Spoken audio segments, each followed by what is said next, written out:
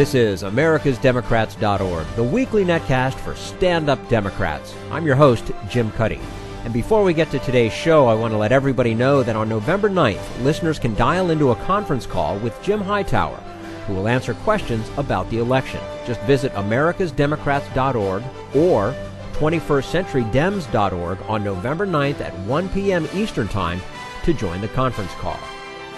And now, on today's show, this week before election 2012, Time Magazine's senior political reporter Michael Grunwald reveals to us what he calls, quote, the secret plot to destroy Obama even before he took office, close quote.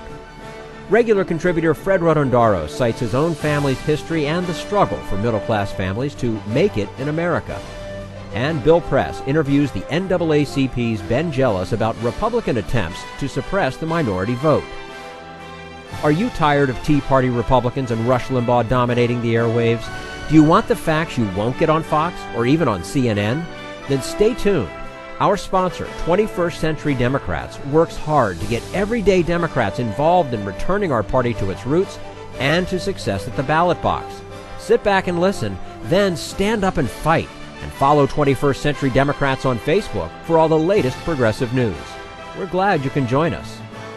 Time Magazine's top political reporter Michael Grunwald says that with all the resistance President Obama has faced from Republicans plotting to destroy his presidency, the fact that he even had a shot at winning re-election suggests, in his words, quote, maybe he's not a political idiot after all, close quote. And joining us today on americasdemocrats.org, the weekly netcast for stand-up Democrats, Michael Grunwald is Time Magazine's senior national correspondent, also the author of the new book, The New Deal, The Hidden Story of Change in the Obama Era. Mike Grunwald, thanks for joining us today on americasdemocrats.org. Thanks so much for having me. You know, in your new book, The New Deal, you delve deeply into the politics of the financial collapse of 2008 and the battles between the White House and Congress after President Obama was elected. Do you believe that one party was more to blame than the other? Yeah. You know, you're not supposed to say that in the mainstream media where I've spent 20 years. But, you know, I was lucky. I think maybe my timing on doing the reporting was helpful. I sort of went after the Republicans at right after they had just won the 2010 elections, and they were sort of in a braggy mood. But they really laid out for me their secret plot to destroy Obama before he even took office. And I document in the book these secret meetings led by Eric Cantor on the House side and Mitch McConnell on the Senate side, where they really decided that no matter what Obama did, they were going to oppose it. And I quote people on the record like Senator George Voinovich of Ohio saying, if Obama was for it, we had to be against it. And it was a very smart and brave strategy. At the time, remember, there had just been, a few million people on the mall yelling, yes, we can. The conventional wisdom was that Republicans would have to work with this popular new president, this historic moment, the first black president, the economy's in free fall. Democrats had just helped out President Bush with bailing out Wall Street. Surely the Republicans would have to help President Obama with help from Main Street. But they recognized that, the economy was in really deep trouble. It was very unlikely that Obama was going to magically be able to turn it around in 2 years. If he did, incumbents get reelected anyway in good times. And if he didn't, that was their path back from political oblivion. And they marched in lockstep against this thing from the beginning. And they were right. I tell the story about how after they voted against the stimulus in the House, which was this huge victory for Obama, where really he had a huge down payment on his agenda, really what he meant by change we can believe in, Republicans were celebrating at this retreat in Virginia. John Boehner showed a C-SPAN tape of the vote and got a standing ovation. And Cantor said, we're going to have more votes just like this. And Mike Pence played a tape from the movie Patton, where the general's saying, we're going to run through the enemy like crap through a goose. And of course, Patton was talking about the Nazis, and Pence was talking about the Democrats. But they realized that as long as they could stick together and keep Obama's agenda controversial and partisan, that was their ticket back to power. the obstructionism was pretty obvious pretty early on in the administration, yet it doesn't seem like they were taking that message to the public. Any particular reason why the Democrats wouldn't say, hey, look, this is what we're up against? Or were they doing it and just not doing it effectively? I think there's a certain sense to which the guy in the chair is held responsible for the product. Yeah. And, Obama had campaigned as this change the system outsider, and he got to Washington and realized that he had to govern as a work the system insider. And so I think it's fair to kind of tweak him for overpromising about how he could change Washington. What the Republicans realize is that when a guy promises bipartisanship, you can turn him into a liar just by saying no. But look, I think the main thing that Obama realized is that bills that don't get 60 votes in the Senate don't make change, and that he came to Washington not to get politicians to set aside childish things, as good as it sounds. He got to Washington to help people, to fix intractable problems like energy and healthcare and education, and really the way the economy was sort of screwing the middle class. Mm-hmm. And right from in his first month, before his aides knew where the bathrooms were in the West Wing, he had passed this $800 billion bill that wasn't perfect and wasn't everything he wanted, and took a lot of Rahm Emanuel screaming and cursing to get the votes that he needed to get it through, through the 60 vote sausage making, but did an awful lot of the change he had promised during the campaign. And then he went on to healthcare and Wall Street reform and, bailing out the auto industry. And again, stuff that wasn't pretty and wasn't popular and wasn't done with a wave of his magic wand or, through empowering the grassroots. It was done through cutting deals and finding out what people wanted and making compromise. But it did an awful lot of change. Well, while the right wing was extreme in its opposition to the Recovery Act, you point out that the left felt Obama wasn't doing enough. Are the critics on the left mollified now, and are they going to be as enthusiastic about voting for the president as they were 4 years ago? Well, I'm pretty tough on the critics in the left in this book. I think obviously they're upset about the stimulus. They feel it should have been bigger. My reporting shows that there was absolutely no way he could have gotten one more dime out of Congress. I talked to people like Byron Dorgan, a senator who also thought the stimulus should have been bigger, but he was in the room during the negotiations, and he said, we got as much as we could have. There was absolutely no appetite for anything more. You had 3 Republicans and more than half a dozen Democrats in the Senate who drew their line in the sand at $800 billion.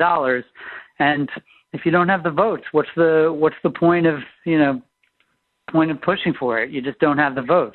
It was the same thing with the public option in healthcare reform and some of the sort of more strict measures that people would have liked, some liberals would have liked to see in financial reform, wasn't in the, when you didn't have the political muscle for it. There's this sort of dream that maybe Obama should have somehow campaigned around the country, but it's not clear how that's going to make these red state Democrats like, Blanche Lincoln or Evan Bayh or Mark Begich of Alaska, whose votes are absolutely needed to pass the president's agenda. The president doesn't have all that much leverage over them. There are plenty of economists that believe that, in fact, it should have been a larger amount, a larger stimulus. Looking back on it now, do you think if we knew then what we know now, that things would have been considerably different as far as getting more money? Well, I think there's no doubt that more stimulus would have been helpful.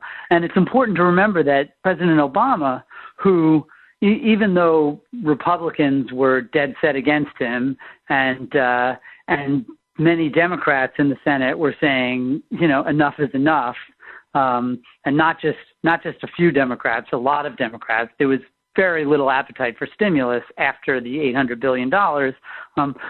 Obama did get another $700 billion of backdoor stimulus in 2009 and 2010. Now, a lot of Keynesians were upset because he was not running around saying we need a second stimulus. And as I quote him saying to his economic team, I get the Keynesian thing, but it's not where the public is. And in the same way that many of my environmentalist friends are upset that he's, doesn't talk more about global warming. And I always point out that, yeah, but he's done more about global warming than any president or any world leader in history, putting $90 billion into clean energy. It's the same with, even though he doesn't talk about Keynesian economics, he did pass the biggest Keynesian stimulus in history and followed it up with another $700 billion, which is the second biggest Keynesian stimulus in history. So I understand some of the frustration, but I think, I do call them the disillusionment addicts of the left, who have been running around saying, where's the change? Right. Well, I wrote a 500-page book that sort of explains where the change was. We're speaking to Michael Grunwald, Time Magazine's senior national correspondent, author of the new book, The New Deal, The Hidden Story of Change in the Obama Era. You write that at one point before the 2008 election, Barack Obama told his aides that maybe he should lose and let his opponent deal with the looming disaster. That was a joke, wasn't it? It was a joke, and I loved. He asked if it's too late to to just hand this pile of crap to John McCain and the party that created it, and the advisor sort of thinks about it and says, "Yeah, it's probably too late." So Obama thinks for a second. He says, "Well, at least we're buying low." It's funny. I always point out that maybe he wasn't buying quite low enough, right? Yeah. If he could have used a couple years of depression like FDR had before he took over, so that everybody knew it was in Obama, that everybody would have known that the lousy economy was Bush's fault. Now, when he took office, the president said he believed that over time people will respond to rational arguments. Was he wrong?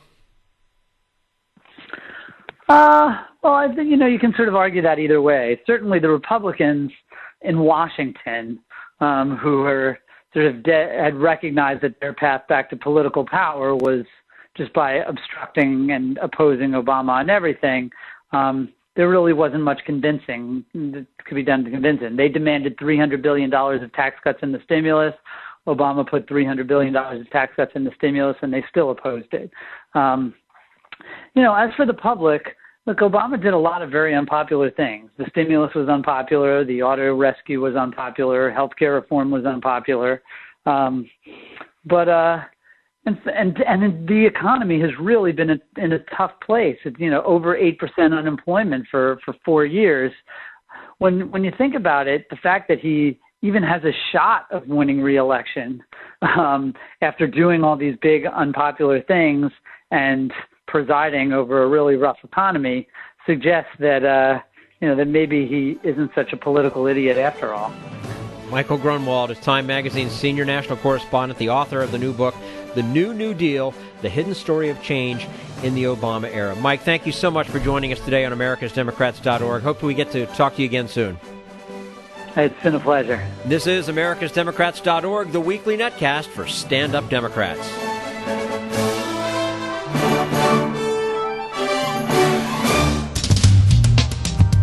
We want you to sit back and listen, but we need you to stand up and fight. Do you want to get involved and help get our party back to its roots and to success at the ballot box? You can make your contribution to Democrats for America's Future and help us keep this show going and to elect Democrats who will stand up for democratic principles. Go to americasdemocrats.org and click on Donate at the top of the page. This is americasdemocrats.org, the weekly netcast for stand-up Democrats.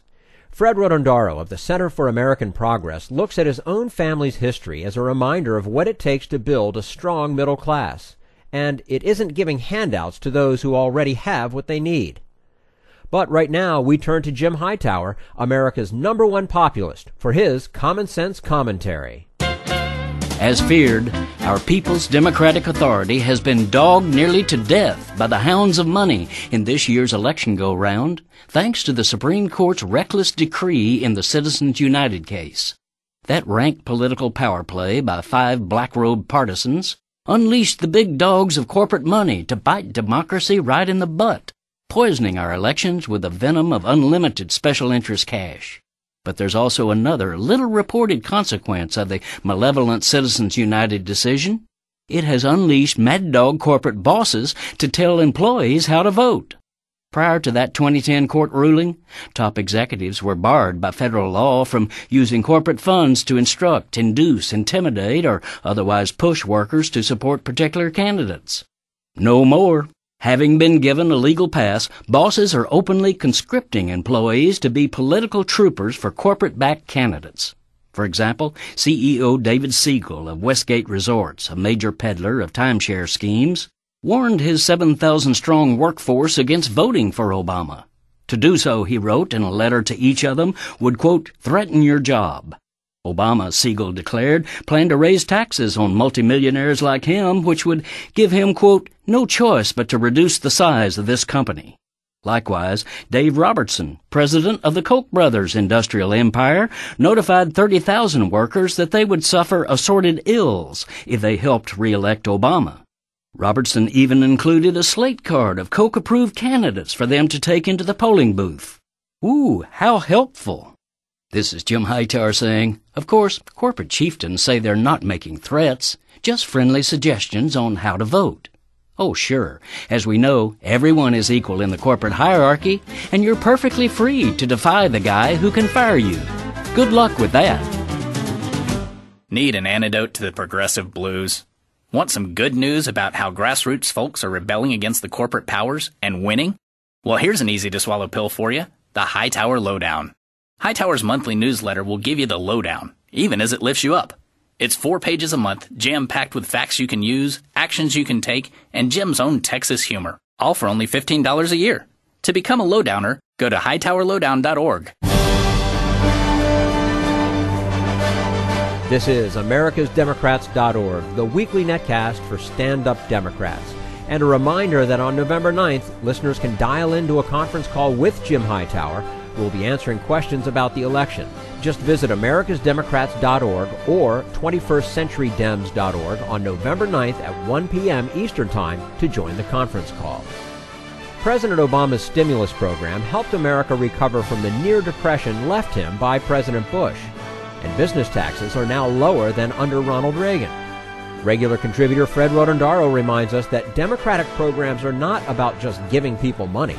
They're about strengthening the economy for everyone. And we're joined now on americasdemocrats.org, the weekly netcast for stand-up Democrats, by regular commentator Fred Rotondaro, not only a senior fellow at the Center for American Progress and a contributor to the Huffington Post, also active in the lay Catholic community, especially on social issues. Fred, always nice to have you here on americasdemocrats.org.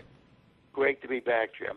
Earlier this year, leaders of the Catholic Church made a huge issue out of the Affordable Care Act and the requirement that employees of Catholic institutions must have insurance coverage for contraception. Is that still an issue, and how much of an effect will it have on the presidential election? I don't think it's going to have a great effect. I think the bishops made a very serious error. I think a lot of Catholics viewed this as a purely and simply a political move on the part of the bishops. They held in June what they called a fortnight for religious freedom, and I think it just didn't go over very well. Catholics are pretty sophisticated people in most cases, and they saw what the bishops were doing as a political ploy. I have a particular problem, and I must admit it, with the Cardinal of New York, Cardinal Timothy Dolan. He is also the chair of the United States Catholic Conference of Bishops, and he used to be a bishop in Wisconsin, where he got to be pretty good friends with a man named Paul Ryan. And Cardinal Dolan has even admitted that, he's a good friend. They trade drinks, they visit each other, and I think his friendship for this man has really pushed him a little bit over over the ledge. The New Republic just had an article saying Cardinal Dolan's problem with Paul Ryan, in which they talked about Ryan's budget goes totally and completely against Catholic social justice. And the Catholic bishops, a committee of the Catholic Conference of Bishops that Cardinal Dolan chairs, has condemned the budget as being morally failing the test.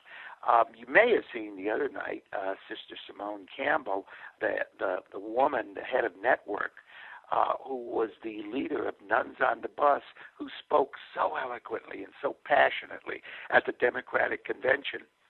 And what she was blasting, and I know Simone very well, what she was blasting was this budget that decimates the poor.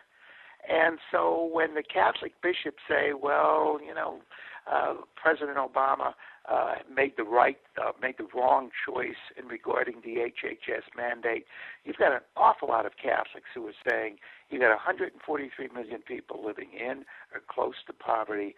Opportunity is fading for middle class and working Americans. Let's move on. Let's move on beyond the simple issues of sexual politics that the bishops have been too involved with for too long. Well, you've always had some pretty strong words about the role of the U.S. Conference of Catholic Bishops for being too political. Shouldn't they, though, as leaders of the church, have the duty to advocate for or against government policies that affect their members? Oh, yeah, absolutely. I have absolutely no problem with them doing that.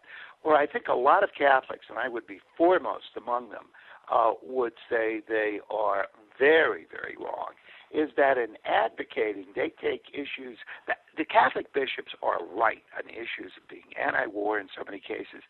They are pro-poor people. They support programs for the poor. They support programs for the working class.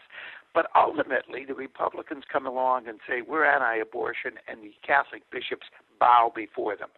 I have had a long time belief that Catholic bishops and other very right-wing evangelical Christians are being conned by the Republicans, who have no more intent of getting rid of abortion than the leader of Planned Parenthood. Why not?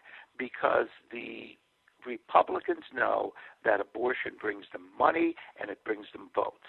Well, my problem with the Catholic bishops is that when we have millions of people in poverty, they cannot go out and say the only thing that matters is this one issue, because that's not what Christ said. That's not what Matthew 25 says. And very, very importantly, it is not what the vast numbers of American Catholics believe. One final point on this.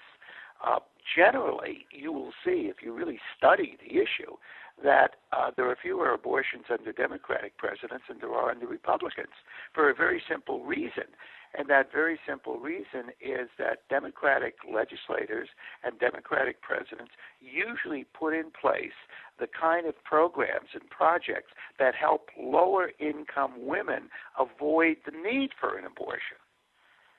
And that is one of the things, as an example, that the bishops simply refuse to accept. They are saying, let's vote Republican because Republicans will get rid of abortion. Well, abortion is set a law. The Republicans aren't getting rid of abortion. They haven't even made an attempt to get rid of abortion. The organization that I head, Catholics in Alliance for the Common Good, is pro-life. We are a pro-life organization. I'm very strongly Democrat, as you know, but that organization is pro-life, as are so many very good Catholic Democrats. All we are saying is this is not the only issue. Why, Fred, are the bishops spending so much money and effort to oppose the president's health care plan? I mean, why aren't they going out and fighting poverty instead? Well, the bishops spent, as you know, an incredible amount of money fighting healthcare. They said at the time that they were afraid that healthcare might lead to federally funded abortions. That was such a ridiculous claim. At the time, the president of Catholics in Alliance was Morna Murray. Morna is now legal counsel to Bob Casey. Morna, I remember, had a wonderful comment, and that comment was, "When did the bishops become lawyers?" They lapse onto these things. Now, the women, the nuns who were in the field, who were working with the women who were in poverty, led by Sister Carol Keegan, the president of the Catholic Health Association, they said health care is good. This is something we need. Simone Campbell, the head of Nuns on the Bus, the other night at the Democratic Convention, spoke up in favor of health care. The bishops, I don't want to be Machiavellian, but, my father did come from Italy, and I have a feeling sometimes, and boy, some of my fellow Catholics are going to get mad, but I have a feeling sometimes that some of the bishops at least hang their hat on the issue of abortion as a means of supporting a conservative Republican agenda, which they like anyway.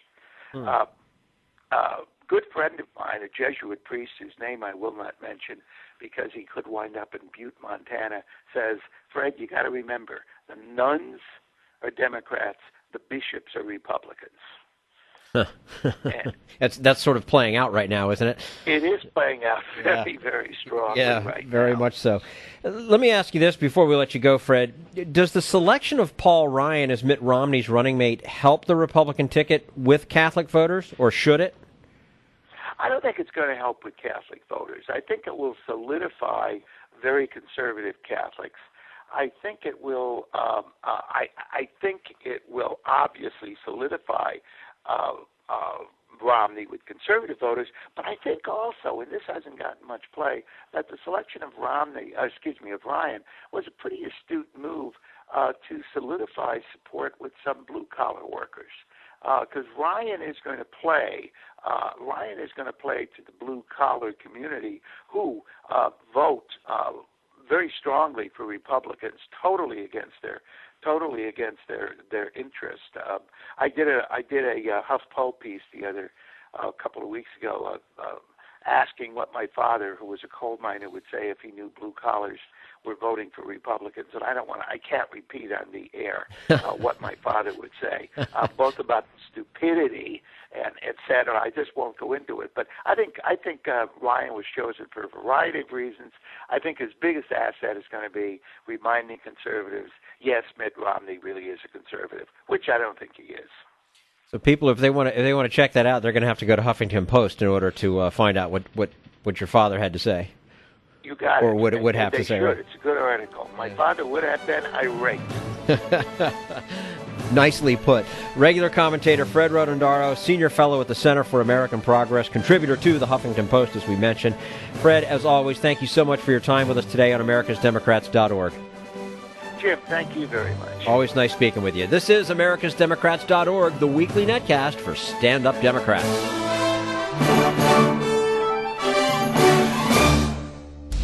We want you to sit back and listen, but we need you to stand up and fight. Help get our party back to its roots and to success at the ballot box. Make your contribution to Democrats for America's Future to keep this show on the air and help elect stand-up Democrats.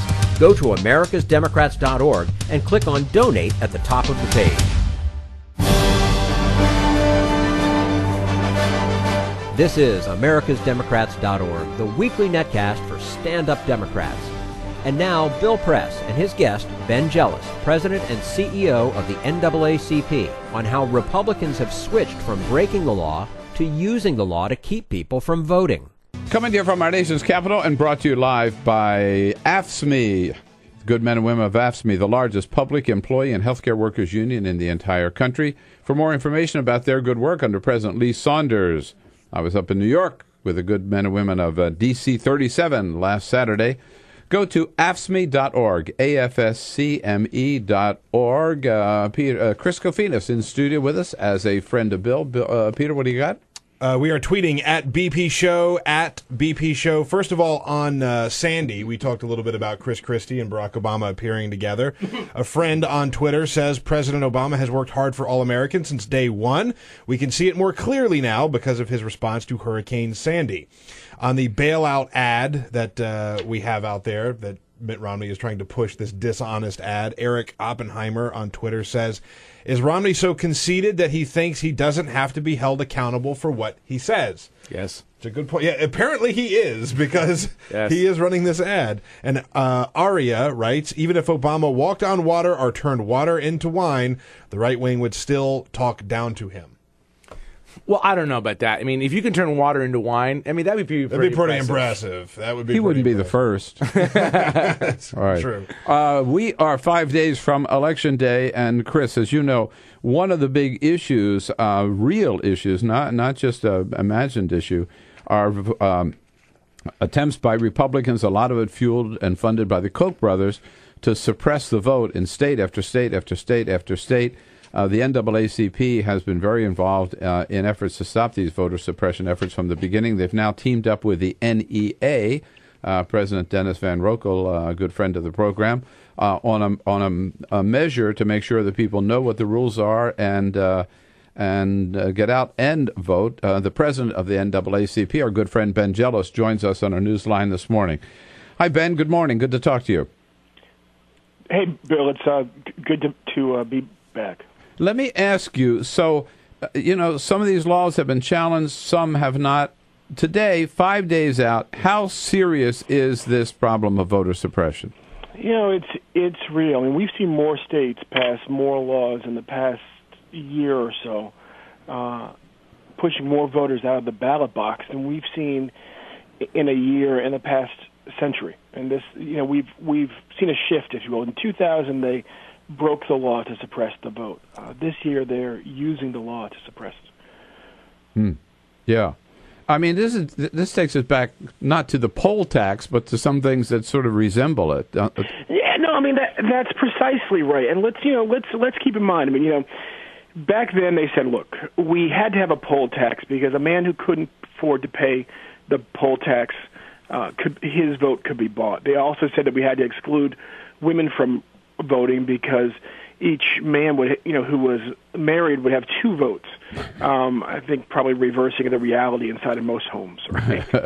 Yeah, right. He's been talking to my wife. And so they always have a so-called reason for doing this. And this time they're saying, look, we've got to have strict photo ID because the reality is that people could impersonate voters. Well, the reality is that people don't.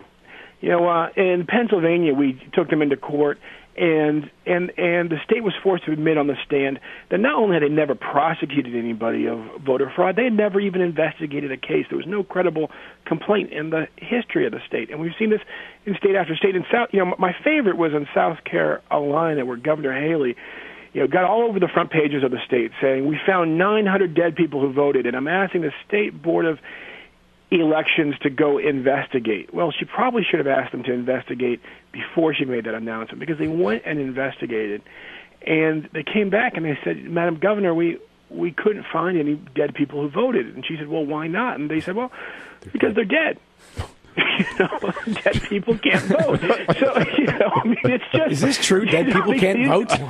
What? Breaking. And so what you get stuck with, Bill, is that these laws weren't put in place to solve a problem, because there's no problem. They were put in place, like the poll tax, like the ban against women, to be a problem. Yeah, that's what I was going to ask you next. I mean, to what extent, what is the evidence, or Chris, maybe you have some, what is the evidence of voter fraud in this country that is so serious that you have to have laws in like 23 states?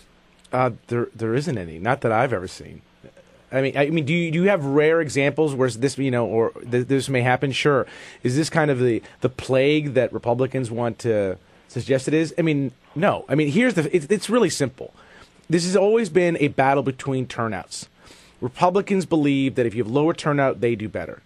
Democrats believe, strangely in this process, that if you have more people come out, they exercise their democratic rights.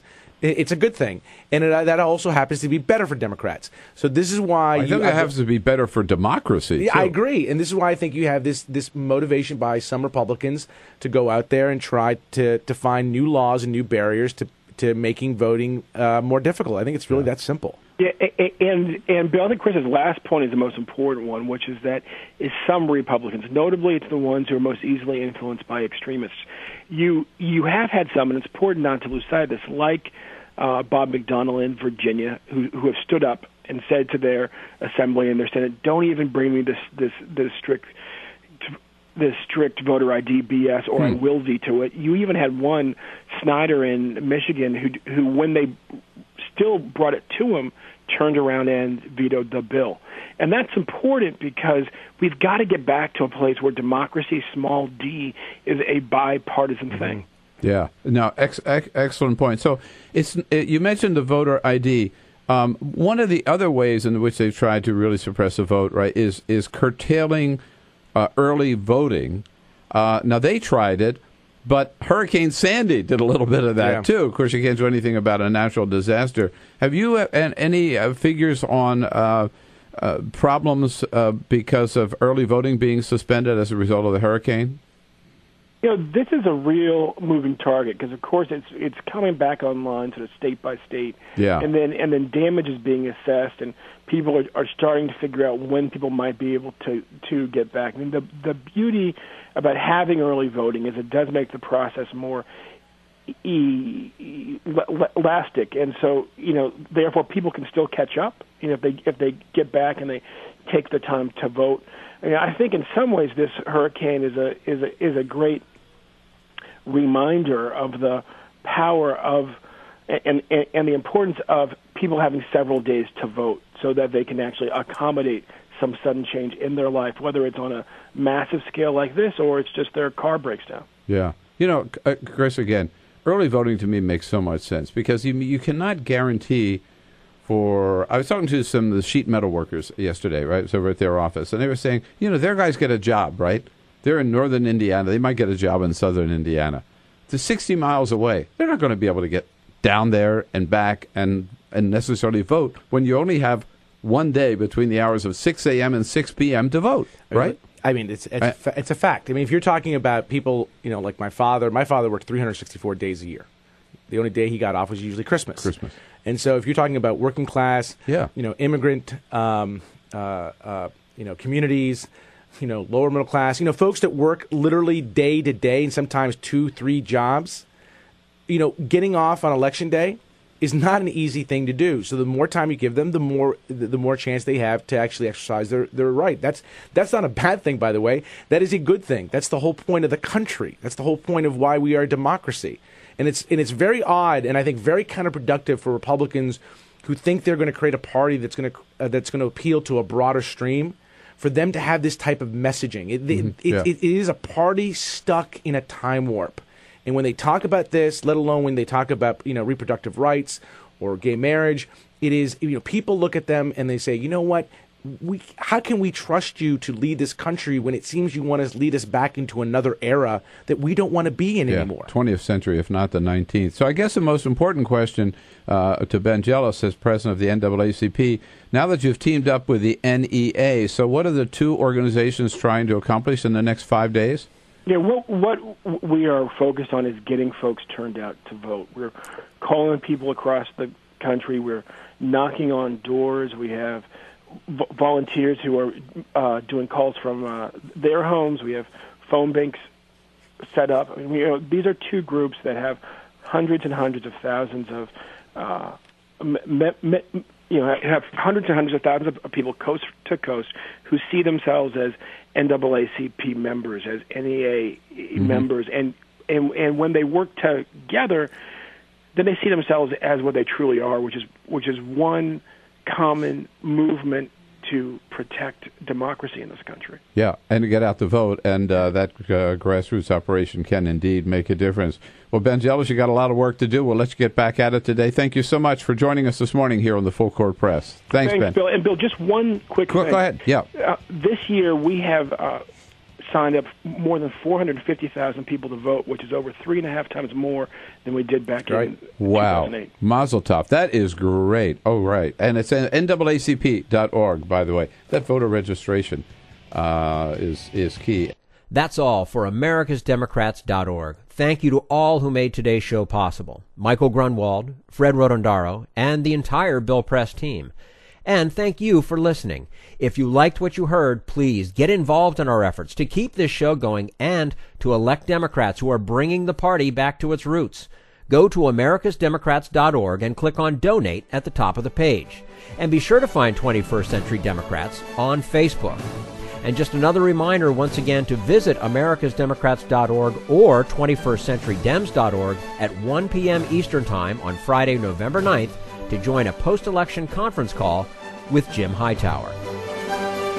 For americasdemocrats.org, I'm your host, Jim Cuddy.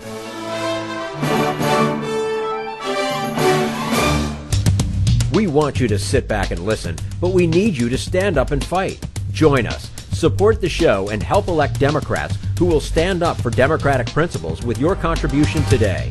Go to americasdemocrats.org